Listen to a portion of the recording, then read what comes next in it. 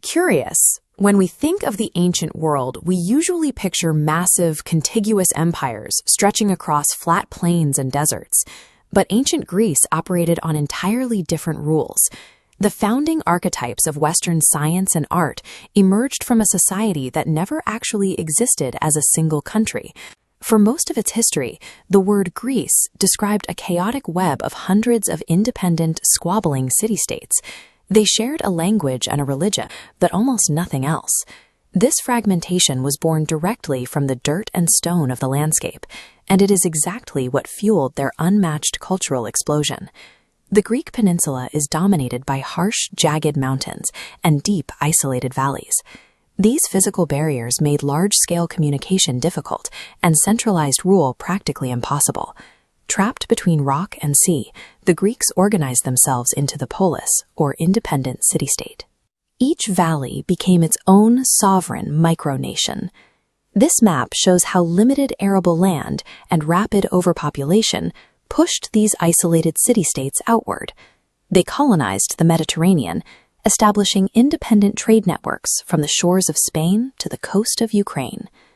Back home, the domestic economy of these city-states relied heavily on a massive enslaved underclass. Chattel slavery provided the brutal physical labor required to keep these societies functioning. Geographic isolation forced fierce self-reliance, while wealth and slave labor generated free time for the citizens. Together, these conditions turned each city-state into a sealed incubator for radical ideas.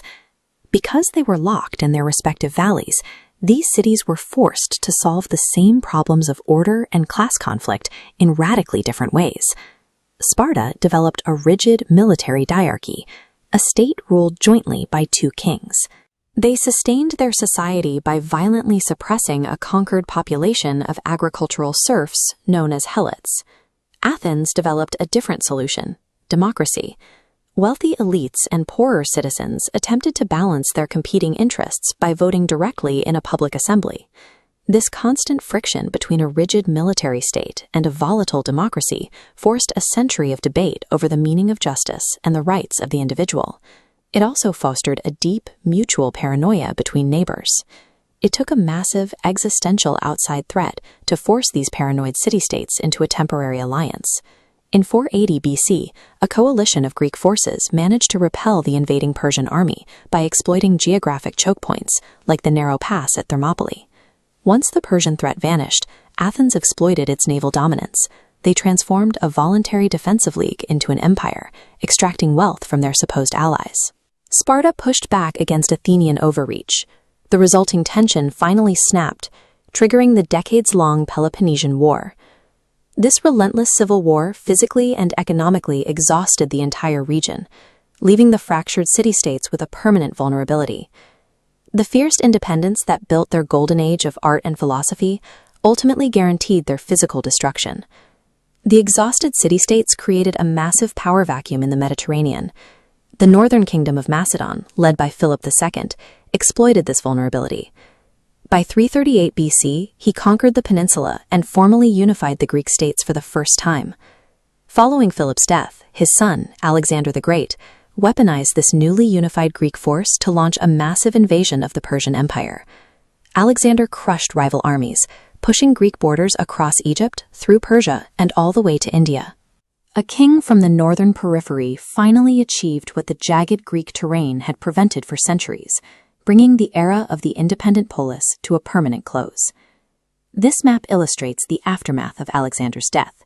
His generals carved his massive territory into distinct regional Hellenistic kingdoms, like Ptolemaic Egypt. Instead of retreating into isolation, these new kingdoms exported the Greek language, aesthetics, and scientific methods across the known world. This political structure held until 146 BC, when the rising Roman Republic systematically defeated and absorbed these territories, ending Greek political independence.